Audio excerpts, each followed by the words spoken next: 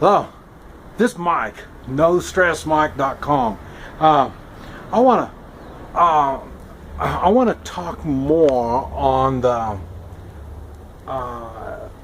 cooperation from the sheriff in your county. I have people that email me, and they tell me, well, you know, our sheriff isn't going to do this, and our sheriff, you know, okay, and you know, our sheriff, you know, doesn't, you know, go along with militias, or, you know, whatever. It doesn't make any difference. You've missed the point. We really don't care what the sheriff, his attitude, or what he wants to do. We really don't care. We, as a three-man militia, we need to do this for our own protection. Now, that protection could be from the sheriff himself in his department. It could be. And but it may not be. And that's what I'm trying to talk about. If you're concerned about what your sheriff is thinking, you've missed the point altogether. Your sheriff needs to be concerned what's going on in his county. And I said, you get your three-man militia, you get it so it's knowledgeable in some field. You know, you see that list of all these things that a three-man militia can do, or, you know, options they can do. And you take one of these things that you know that the sheriff would be pleased about. Don't you know? You don't need to tell him, well, you belong in an auto theft militia. You know, not like that, but you know, like from the radiation or chemicals, and you're knowledgeable about this stuff, and you're proficient. Then that's the time you go to the sheriff, not the three of you, just all he needs, just one of you, and you explain that you represent a militia, and this particular militia that you're involved in is in chemicals. And we've got all the equipment, we got the knowledge, so if you have a truck wreck or something like that, just give me a call, give them your phone number. Best thing is put it on a business card, because most people have a way to keep business cards. And so, and if you own a business or something, you can use your business on there, but write on there three-man militia in chemicals. Don't tell him three-man. And then I guarantee he's going to save your number. Now, one way or the other, if he's a nasty sheriff, he's going to think, well, this guy's a threat.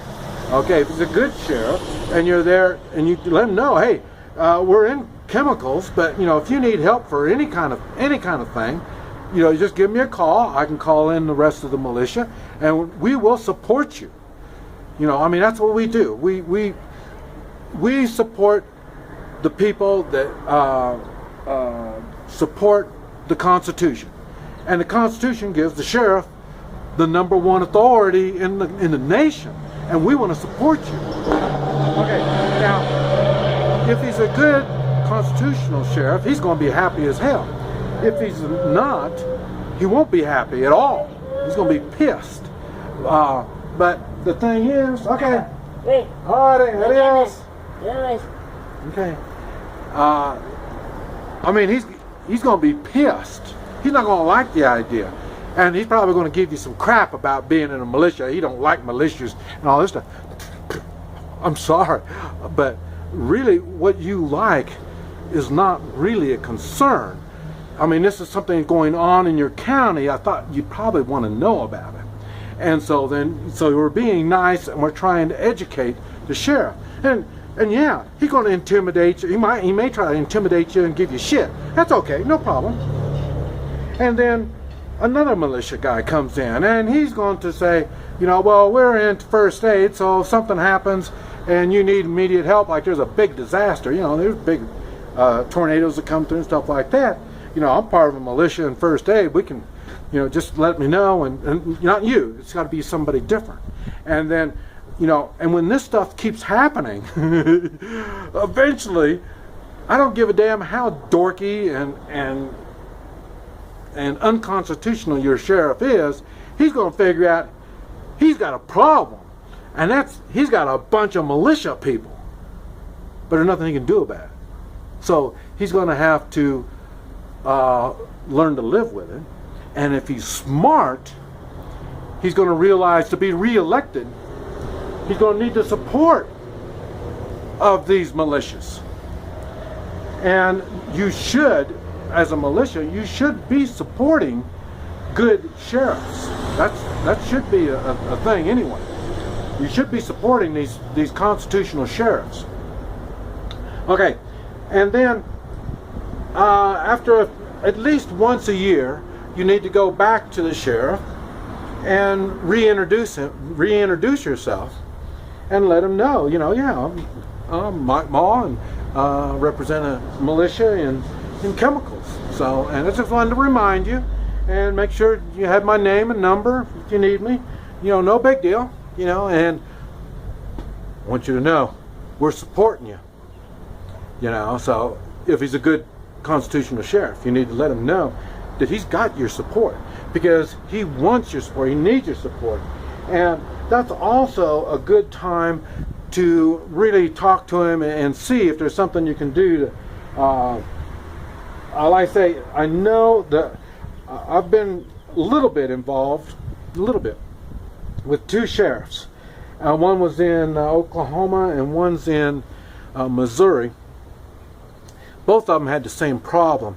The county commissioners are the ones that control their money, and the state and federal dumps more crap on them that takes away their money. So the sheriffs aren't really real happy with state control and federal control. And so, because like I say, it costs them money. So they have to know and understand that, and you need to learn and understand the situation that they're in. And a lot of times they'll want FBI, federal grant money and stuff like that, and let them know that that's going to, could become a problem for them. Adios. And it could become a problem, and because we want you reelected, but you're a good sheriff. So what is it that we can do to help you? I don't know. I haven't got involved with them that much, and that's because, like I say, I'm living down here. But like I say, if I was living in that county, I would definitely want to be friends with the sheriff. Now, will he want to be my friend? I don't know. It's not my problem. It's going to be his problem. Does he want to be associated with me? It depends on what side of the Constitution he's on, going to determine if he wants to be on, if he wants my support or not.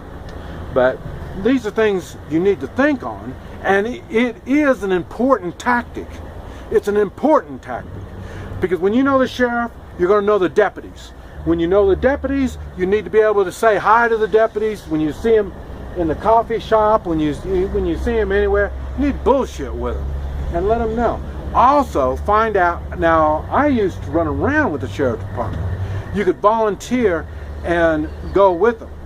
And nowadays they might want you to do some kind of classes to learn procedures and stuff like that. And in my days, we learned on the job training. That's everybody learned on the job training. That's it. Because each county is different. Each county has their own problems, and each county's got their own sheriff. So they got their own ways of doing things. But it's a good thing to find out if you can ride along with them, if nothing else. Because like I say, we had that too. You just sit in the car and you ride with them. Just being around them, because you're going to get to know them. You're going to be able to talk to them. We talked about, if you get on the personal level, then these people have a hard time doing bad things to you on the personal level. When they try to keep you separate, like we're the zookeeper and you're the animals, then you're screwed. But once they know who you are and they're comfortable with you, then you got a friend. And we need friends. This is Mike. NoStressMike.com.